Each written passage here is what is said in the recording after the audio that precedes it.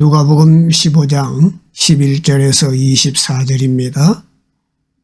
또 이르시되 어떤 사람에게 두 아들이 있는데 그 둘째가 아버지에게 말하되 아버지여 재산 중에서 내게 돌아올 분깃을 내게 주소서 하는지라.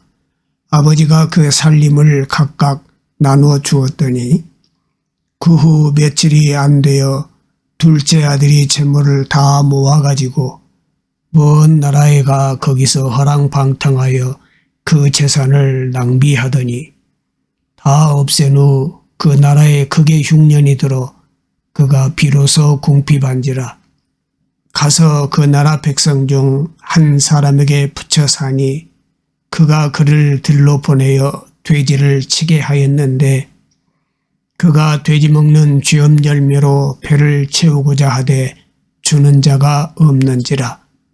이에 스스로 돌이켜 이르되 내 아버지에게는 양식이 풍족한 품꾼이 얼마나 많은가. 나는 여기서 주려 죽는구나. 내가 일어나 아버지께 가서 이르기를 아버지 내가 하늘과 아버지께 죄를 지었사오니 지금부터는 아버지의 아들이라 일컬음을 감당하지 못하겠나이다. 나를 품꾼의 하나로 보소서 하리라 하고 이에 일어나서 아버지께로 돌아가니라. 아직도 거리가 먼데 아버지가 그를 보고 측은히 여겨 달려가 목을 안고 입을 맞추니 아들이 이르되 아버지 내가 하늘과 아버지께 죄를 지었사오니 지금부터는 아버지의 아들이라 일컬음을 감당하지 못하겠나이다 하나 아버지는 종들에게 이르되 제일 좋은 옷을 내어다가 입히고 손에 가락지를 끼우고 발에 신을 신기라. 그리고 살진 송아지를 끌어다가 잡으라. 우리가 먹고 즐기자. 이 내 아들은 죽었다가 다시 살아났으며 내가 잃었다가 다시 얻었노라 하니 그들이 즐거워하더라. 아멘. 여러분은 스스로를 어떻게 생각하십니까? 나는 자격이 있는 준비가 된 사람입니까? 아니면 자격 없는 부족한 사람입니까? 사람을 보는 눈에 대한 이야기입니다. 우리가 우리 자신을 보는 눈이기도 하고 우리가 다른 사람을 보는 눈이기도 합니다. 어떤 기준으로 나를 보고 있느냐? 어떤 기준으로 다른 사람을 보고 있습니까? 요한복음 9장에 제자들이 나면서부터 소경된 사람을 보고서 예수님께 던지는 질문이 있지요. 이 사람이 이렇게 된 것이 누구 때문입니까? 라는 질문입니다. 제자들은 이 사람이 이렇게 불행한 일을 겪는 것은 이 사람이든지 이 사람의 부모든지 아마도 누군가가 unqualified 하다고 생각한 것입니다. 그래서 그런 질문을 한 것입니다. 실제로 어떤 사람의 고난을 바라보면서 우리도 그렇게 생각할 때가 많이 있지요. 어떤 사람이 unqualified라서 그런 일이 있다고 생각하는 것입니다. 어떤 사람이 아직은 부족하기 때문에 자격이 없기에 그런 일이 생긴다고 생각하는 것입니다. unqualified와 qualified의 기준이 무엇입니까? 어떤 사람은 자격이 있고 어떤 사람은 자격이 없는 것입니까? 우리가 교회에서도 흔히 듣는 말 아닌가요? 저 사람이 어떻게 권사가 될 수 있습니까? 이렇게 말씀하는 분들이 있지요. 자격이 없다는 거지요. 부족하다는 것입니다. 교회가 권사 장로를 세워도 퀄리파이드 된 사람을 세워야 한다는 것입니다. 참 중요한 이야기지요. 그런데 자격이 있는 사람을 세우려는 교회는 자꾸만 그 자격 때문에 싸움이 일어납니다. 자격이 있다 없다는 이야기로 교회가 시끄럽지요. 기준이 뭐냐는 질문이 끊이지 않습니다.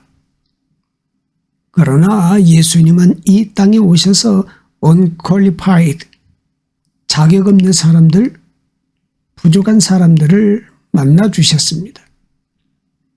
예수님은 자격이 있다고 하는 바리새인들이나 서기관들을 만나지 않으셨습니다. 오히려 자격이 없는 사람들을 만나시고 그들을 만져주셨습니다. 예수님은 왜 그러셨습니까? 어떤 의미가 있습니까? 예수님의 그런 행동들이 우리에게 가르쳐 주시는 것이 무엇일까요? 하나님의 손길입니다. 어떤 사람도 하나님의 손길이 닿으면 달라진다는 것이 우리 기독교의 고백입니다. 어떤 인생을 살던 사람도 하나님의 손길이 닿으면 변화가 일어나기 시작한다는 것입니다. 하나님의 손길은 모든 unqualified를 바꾸시는 능력이라고 고백하는 것입니다. 그래서 초기 기독교가 가진 성도라는 기준은 바로 그런 사람들, 즉 하나님에 의해서 만져진 사람들을 의미했습니다. 그래서 요한복음 9장에 나면서부터 소경된 사람을 향한 제자들의 질문에 대해서 예수님은 이렇게 답하셨습니다. 요한복음 9장 3절에 이 사람이나 그 부모의 죄로 인한 것이 아니라 그에게서 하나님이 하시는 일을 나타내고자 하심이라, 이렇게 말씀하시지요. 제자들이 보기에는 부족한 사람이고 자격 없는 사람인데 예수님은 그 사람에게서 하나님이 하시는 일이 있다라고 말씀하십니다. 하나님이 하시는 일이 무엇일까요? 하나님의 손에 의해서 만져진 사람에 대한 이야기를 하는 것입니다. 그것을 은혜의 손길이라고 부릅니다. 은혜의 손길은 어떤 사람이라도 만지시는 하나님의 손길입니다. 사람들조차 거부한 사람까지도 만지시는 손길입니다. 그래서 은혜의 손길입니다. 하나님은 은혜의 손길을 통해 부족한 사람, 자격 없는 사람들을 일으켜 오셨습니다. 아브라함을 만지신 손, 야곱을 만지신 손, 모세를 만지신 손이 바로 그 손입니다.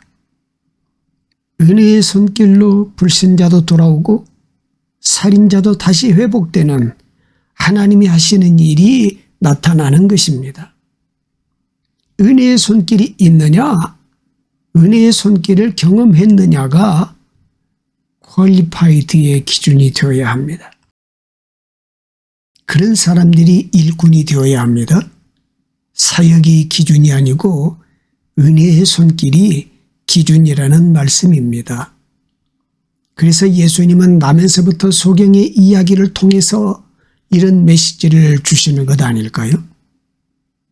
하나님의 손길이 닿으면 어떤 인생도 살아날 수 있습니다. 예수님께서 탕자의 비유를 말씀하시는 이유가 있습니다. 15장 이렇게 시작합니다. 모든 세리와 죄인들이 말씀을 들으러 가까이 나오니 바리새인과 서기관들이 수군거려 이르되 이 사람이 죄인을 영접하고 음식을 같이 먹는다 하더라. 이렇게 시작하지요. 예수님께서 죄인들과 만나시는 것을 보고서 수군거리는 사람들이 있다는 것입니다. 그 사람들은 바리새인과 서기관들, 즉 성경을 연구하고 열심히 하나님을 믿는 사람들이었습니다. 그런데 그들이 예수님을 이해하지 못하고 수군거리지요. 왜입니까? 은혜의 손길을 알지 못하기 때문입니다. 은혜의 손길로 오신 예수님을 알지 못하기 때문입니다. 그래서 자기들의 기준으로 수군거리기만 합니다. 그래서 그런 사람들에게 들려주시는 것이 오늘 본문의 탕자의 비유입니다. 첫 번째, 은혜의 손길을 모르는 사람이 탕자입니다. 어느 목사 후보생 면담에서 심사위원이 이런 질문을 했다고 합니다.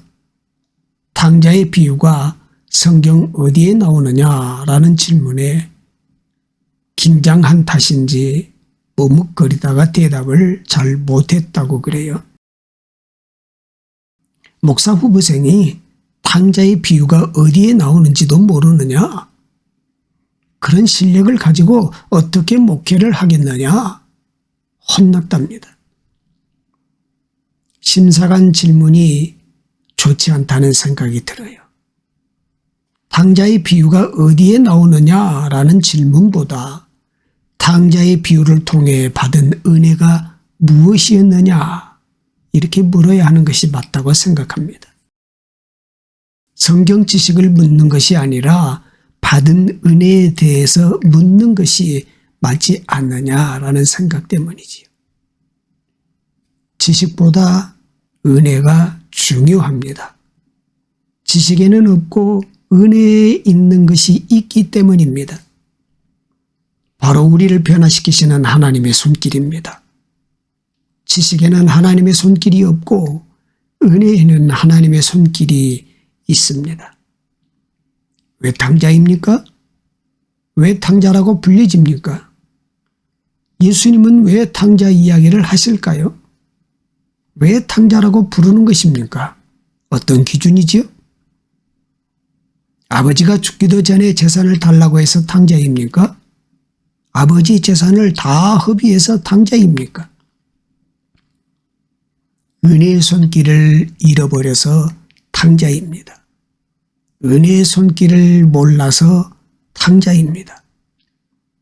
아버지의 집에 있을 때에는 아버지의 은혜가 얼마나 귀한지 모릅니다. 언제나 아버지의 손길 아래에 있기 때문입니다. 탕자는 그 은혜가 얼마나 중요한지를 모르고 아버지의 집을 떠납니다. 물질만 있다면 아버지 없이도 살아갈 수 있다고 생각했기 때문이지요.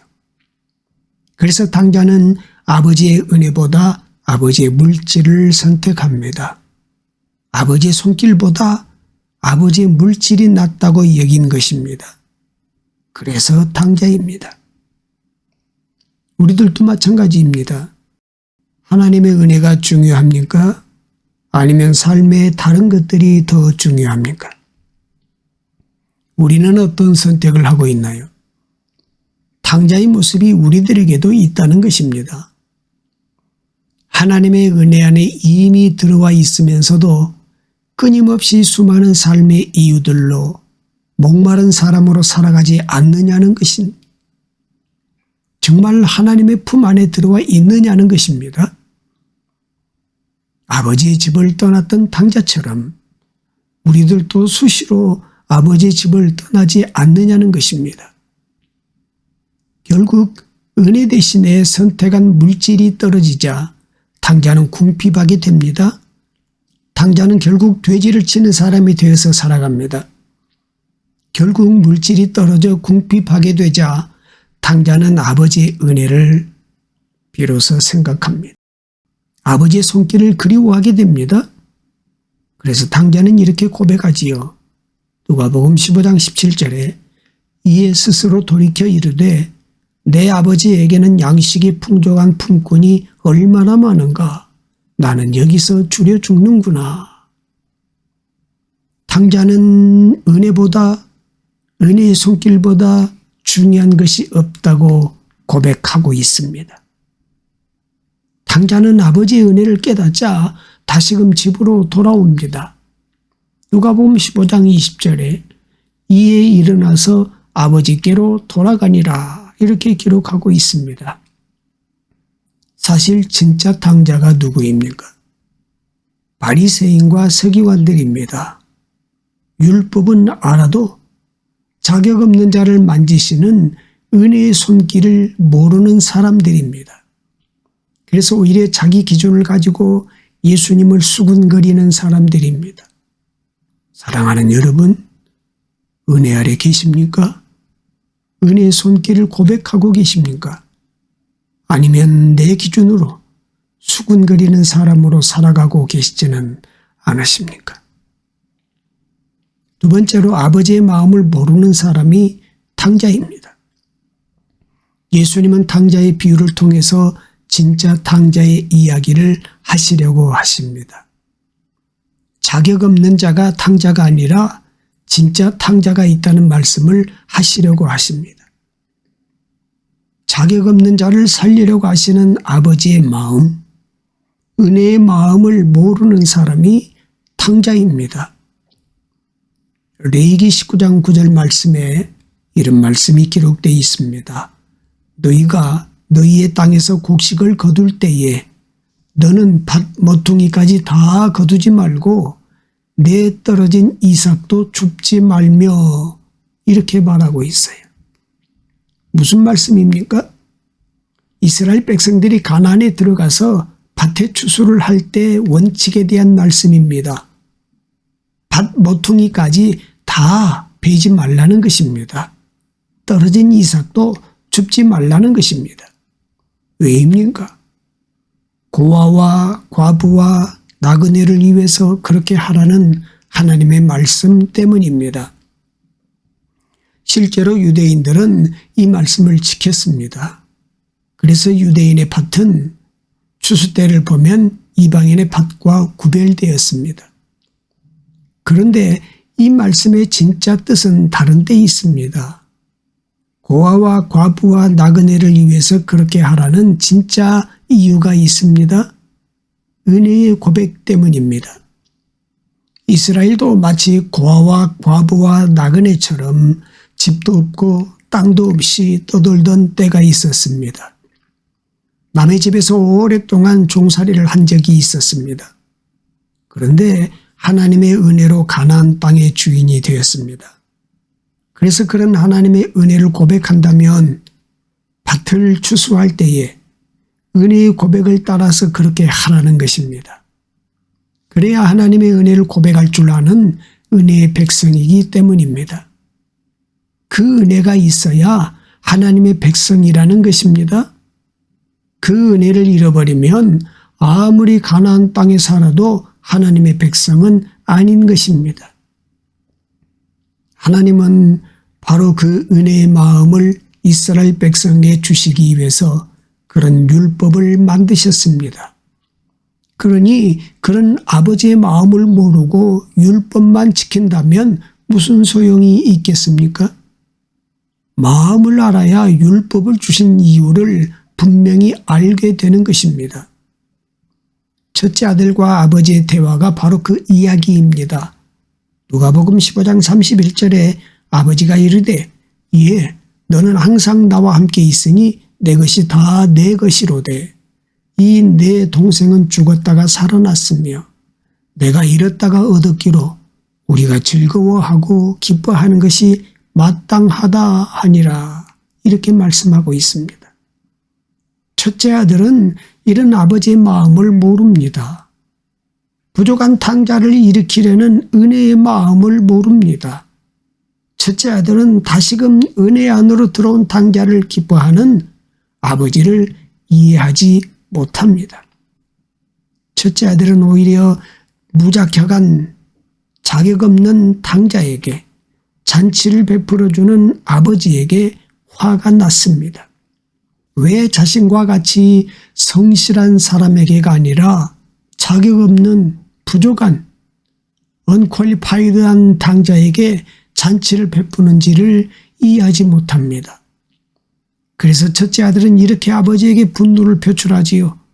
누가복음 15장 28절에 그가 노하여 들어가고자 하지 아니하거늘 아버지가 나와서 권한대 아버지께 대답하여 이르되 내가 여러 해 아버지를 섬겨 명을 어김이 없거늘 내게는 염소 새끼라도 주어 나와 내 벗으로 즐기게 하신 일이 없더니, 이렇게 기록되어 있습니다.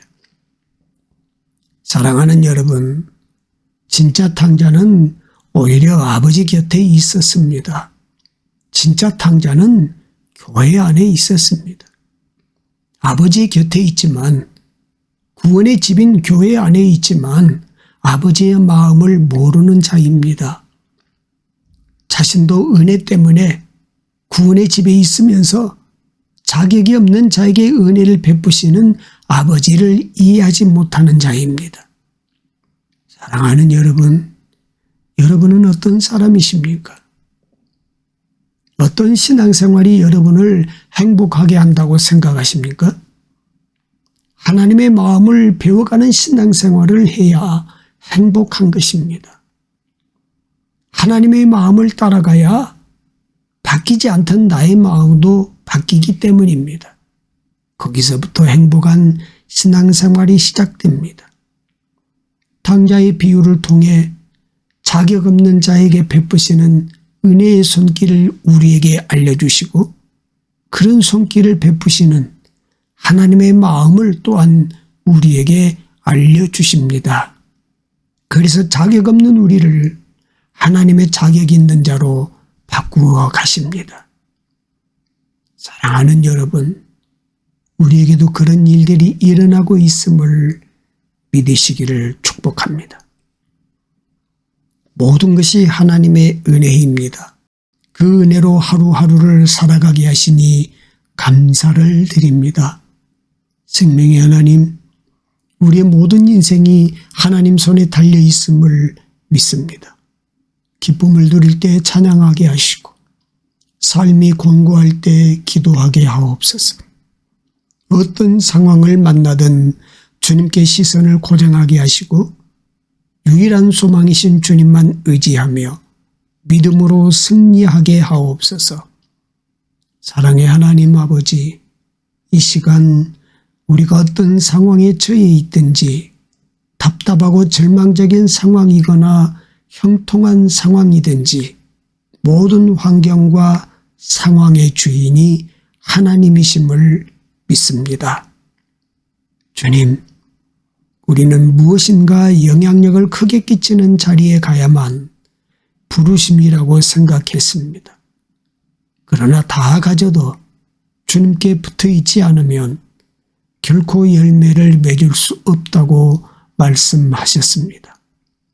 자격 없는 저희를 하나님의 자녀 삼으시고 때마다 일마다 은혜를 베푸시며 끊임없이 우리를 터치하시는 주님의 손길에 은혜의 손길에 맡기며 살아가게 하옵소서. 심령을 새롭게 하시는 영광의 주님을 찬양하며 우리 주 예수 그리스도의 이름으로 기도드립니다. 아멘.